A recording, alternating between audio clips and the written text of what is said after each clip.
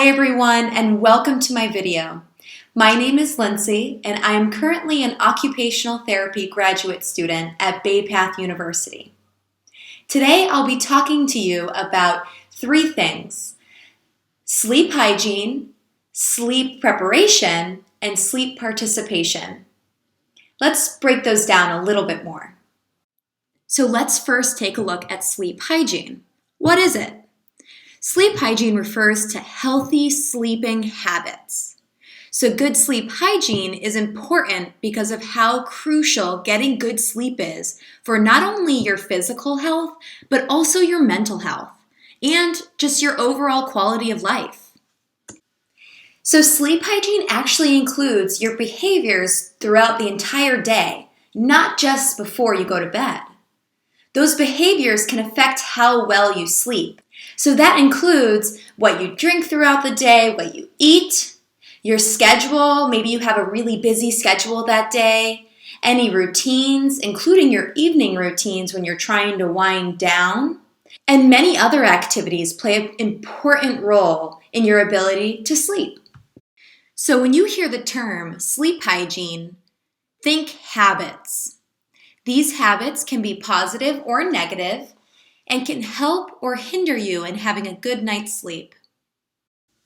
Everyone has habits, and most of us have habits related to sleep. So maybe you always read before you go to bed, or you take a nice relaxing shower. Some people choose to go on their phones before they go to sleep.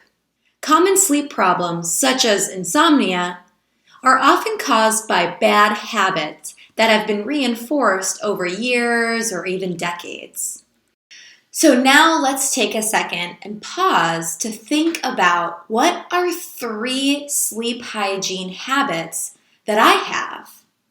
Now again, these don't have to be habits that happen right before you go to sleep.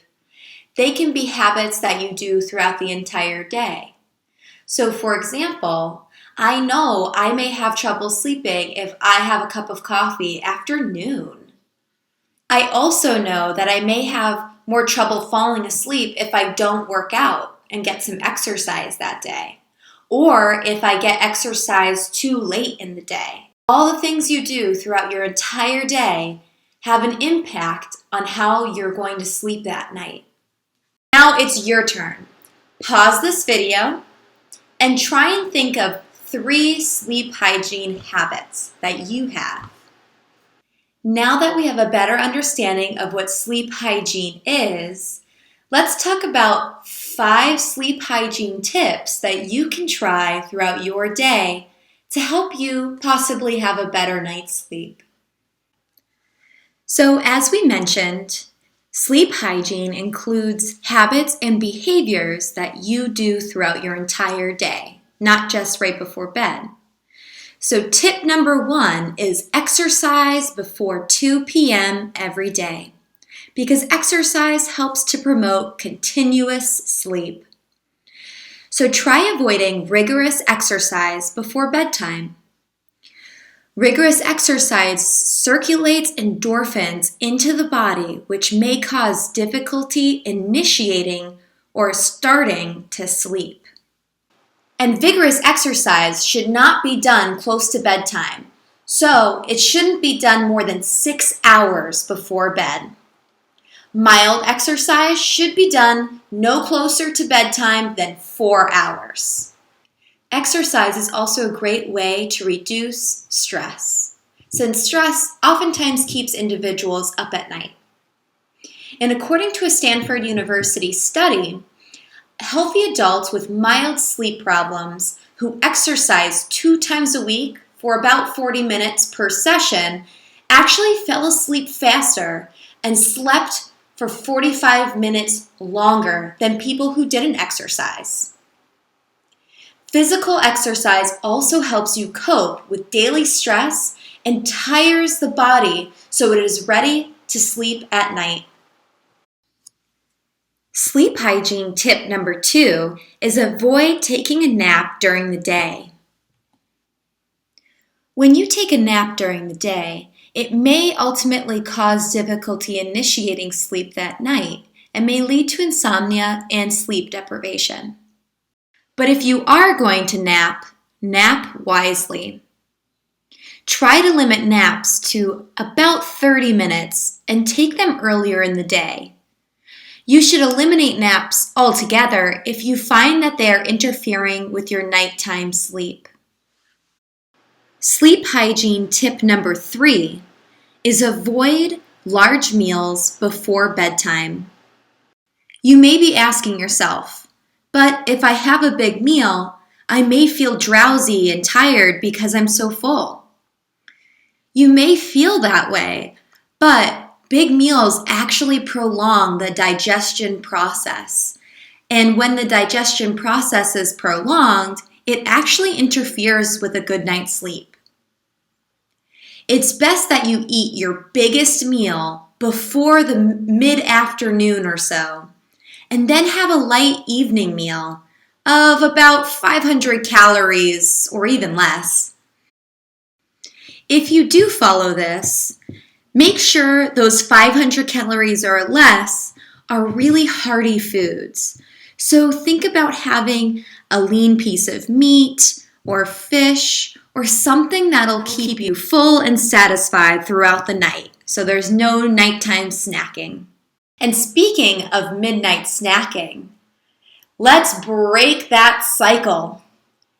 If you're experiencing waking up and running down to the kitchen for a snack or a glass of milk, try eating more during the day and stop rewarding your stomach for waking up during the night. If you're a frequent midnight snacker, try avoiding it. Instead, turn on your light, read a book, maybe walk around your house for a couple minutes, have a drink of water. Just ignore those cravings to have a snack. And as we mentioned, sleep hygiene is habits and behaviors. So it actually takes up to 2 weeks to break a habit. That includes midnight snacking. Sleep hygiene tip number 4 is avoid any sleep-inhibiting substances. These substances can include cigarettes, alcohol, caffeinated drinks, and even certain over-the-counter medications. All of these may cause fragmented sleep. So let's talk about a really popular one, caffeinated drinks. The effects of caffeine may actually last for several hours after being digested. As many people know, caffeine can fragment sleep and can also cause difficulty initiating sleep. If you drink caffeine, use it only before noon. Also, remember that soda and tea often contain caffeine as well. So always read the label if you're unsure. So remember, consuming alcohol, caffeine, or tobacco too close to bedtime can make it difficult for you to fall asleep. So cut back on those substances to improve your sleep quality. Last but definitely not least is sleep hygiene tip number 5. Make sure to get fresh air throughout the day and at night.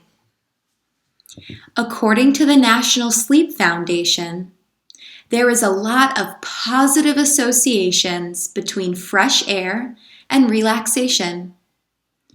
When we feel relaxed and comfortable in the environment we are more likely to feel sleepy. And our brains actually prefer to drift off in cooler environments. This may be because fresh air can have a cooling effect. And we know that a cool bedroom environment is key to getting a good night's sleep.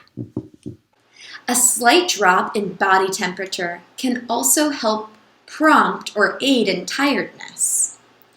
A cooler bedroom helps to mimic or aid that body temperature drop. This signals the brain and the body that it's time to hit the pillow. The National Sleep Foundation says that the ideal temperature for sleeping is somewhere between 60 to 68 degrees Fahrenheit. Start to be aware of the association between the changes in the seasons, the changes in temperature, and the changes in your sleeping patterns. You may find that you have a harder time sleeping in the wintertime when all your windows are closed and the heat is cranked up. That's why the National Sleep Foundation recommends creating a consistent and comfortable environment that really promotes that optimal rest. But we'll talk more about that as we transition into the topic of sleep preparation. Sleep preparation is exactly as the name describes. It is the process of preparing to fall asleep. It is also the process leading up to the moment you fall asleep. Once you are asleep, that's actually the process of sleep participation. There are so many wonderful sleep preparation tips that we could talk about. But in today's particular video, we're going to talk about and break down 5 sleep preparation tips. Now, it's important to remember that all these tips may not work for you, and that's okay. You're always welcome to do your own research and figure out what works best for you. Tip number 1 for sleep preparation is to keep a consistent bedtime routine. Try performing the same activities in the same order every night to help you wind down for bed. These activities and bedtime routine may consist of taking a hot shower, brushing your teeth, washing your face, maybe meditating, getting into your comfortable pajamas, and cutting off all screen time. Some people also enjoy reading. Establishing a soothing pre-sleep routine helps to ease the transition from being awake to sleeping. Try going to bed and getting up around the same time every day. You should set aside no more than 8 hours for sleep because it is recommended for a healthy adult to get at least 7 hours. If there is a difference in your sleep schedule, try to limit that difference to about 1 hour. So if you get 7 hours of sleep during the week, try getting no more than 8 hours of sleep on the weekends. It is important to acknowledge and respect your body's sleep-wake cycle, so be consistent. And if you don't fall asleep within 20 minutes of going to bed, leave your bedroom and go do something relaxing. Maybe you read or listen to music or meditate. Once you're tired, go back to bed. And sometimes you need to repeat this a couple times before falling asleep. Establishing a sleep routine can be frustrating, and life happens, so it may not look perfect every time. And that's okay. Try your best to be consistent with the things that you can control rather than focusing on the things you can't. The second sleep preparation tip is to create and find a personally calm sleep environment. I say personally because what might be calm for one individual might be really stimulating for another. For example, some individuals may find having a nightlight very calming and reassuring, while others find it to be distracting and inhibits their sleep. So let's talk about what makes a room ideal for sleeping. Oftentimes, it means a cool, dark, and quiet environment. We already talked about the benefits of the temperature in the room, but let's talk about light and sound. Exposure to light, including blue light rays that reflect off your phone, might make it more challenging for you to fall asleep. So try to avoid prolonged use of light-emitting screens just before bedtime. Try using blackout curtains or blackout shades or an eye mask to block light. Light can be a powerful cue for the brain to wake up. So try your best to avoid light when trying to go to bed. As for noise levels, consider using earplugs if the environment is too noisy. If the environment is too quiet, try using a white noise machine or a fan. Tip number 3 for sleep preparation is stop looking at the clock. Staring at a clock in your bedroom, either when you're trying to fall asleep or when you wake in the middle of the night, can actually increase stress and making it harder to fall asleep. Turn that clock's face away from you. Have you ever found yourself staring up at the ceiling as you're trying to fall asleep, thinking, okay, if I fall asleep right now, I'll have X amount of hours of sleep tonight? Well, that probably doesn't help your stress levels very much, and it may even be keeping you from falling asleep. So in addition to causing disruptions to your sleep with the glow of your clock screen, worrying and having anxiety about the time is likely to make you more stressed and anxious. So consider turning your clock away from you. Sleep preparation tip number 4 is manage your worries, your anxieties, and your stress before getting into bed to go to sleep. Try talking out or resolving your worries or concerns before bedtime.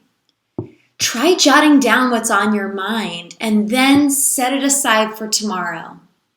A lot of the times our anxiety and our stress accumulates and builds in our minds. So actually writing it down on a piece of paper helps you to remove those thoughts and leave them for later.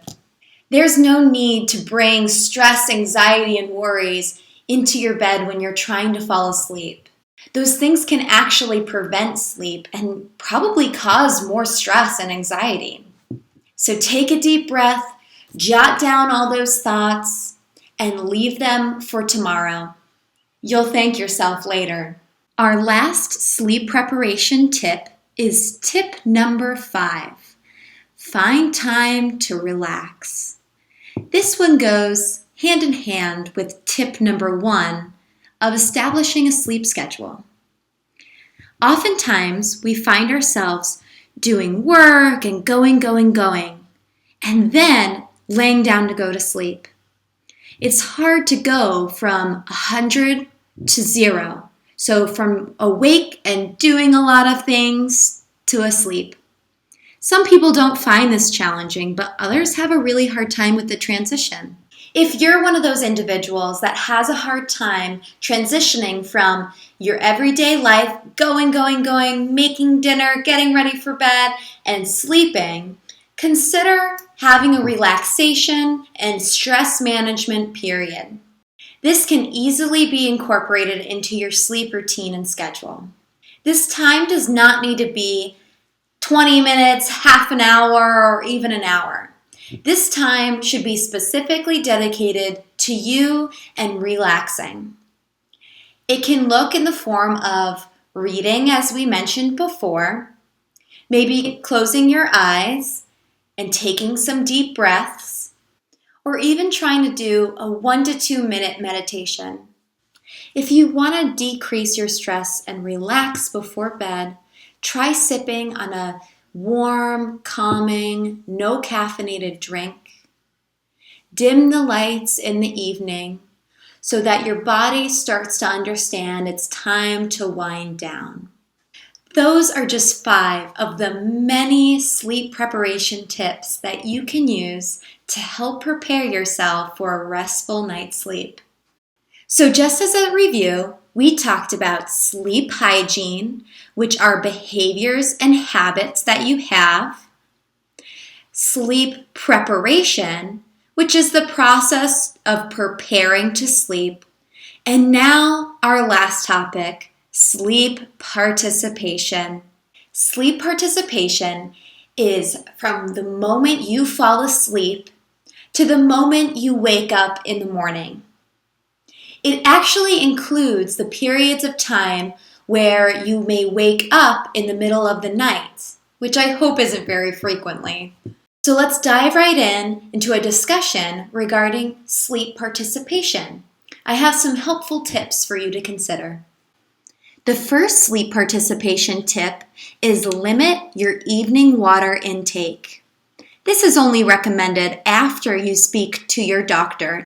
You want to make sure that if you are to consider following the sleep participation tip, that it doesn't go against any medical advice that you've gotten, or that it doesn't put you at risk for any medical situations. Those who have talked to a medical staff member and gotten approval to decrease water in the evenings may do this to help limit your bathroom breaks throughout the night. Many times people wake up and have to use the bathroom because they've been consuming water in the evenings.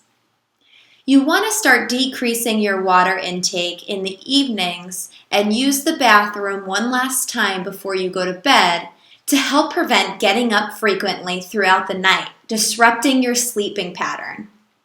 You may want to consider having your recommended 8 glasses of water earlier in the day so that you aren't having your last few in the evenings right before you go to bed. Some individuals who get up in the middle of the night to use the bathroom often find themselves wide awake once they get back into bed, and it may take you a while to fall back to sleep, again, disrupting that sleeping pattern and ultimately causing you to have less sleep than is recommended. But just as a reminder, it is very important to stay hydrated throughout the day because dehydration can also impact your sleep. So you want to find a nice balance. Tip number 2 for sleep participation is creating a comfortable environment. Now, we already discussed lighting, temperature, and noise, but you want to create a physically comfortable environment. Make sure you have a comfortable mattress, one that's not too firm and not too soft. This really just is personal preference. Some people enjoy softer mattresses while others need a little bit more support. Make sure you have pillows and a comfortable blanket as well, and that you aren't too cramped in your bed as well. And the last sleep participation tip I have is that more is not always better. It is important to know how much sleep is recommended for your age group. So let's take a look at this chart created by the National Sleep Foundation. It looks at each stage of life and their associated recommended amount of sleep. So for an individual who is up to 3 months of age, they should be getting between 14 and 17 hours. And as you age, the average sleep time decreases by 27 minutes per decade. You can see that once you hit 18, you should be getting a regular amount of 7 to 9 hours. Almost everyone has had occasional sleepless nights, but if you often are experiencing trouble sleeping, falling asleep, or staying asleep, contact your doctor. It's important to identify and treat any underlying causes that may help you to get a better night's sleep. Remember, getting enough sleep is not a luxury. It is something people need to promote good health. Thank you for tuning in, and I hope you learned a few things today on our discussion of sleep hygiene, sleep preparation, and sleep participation.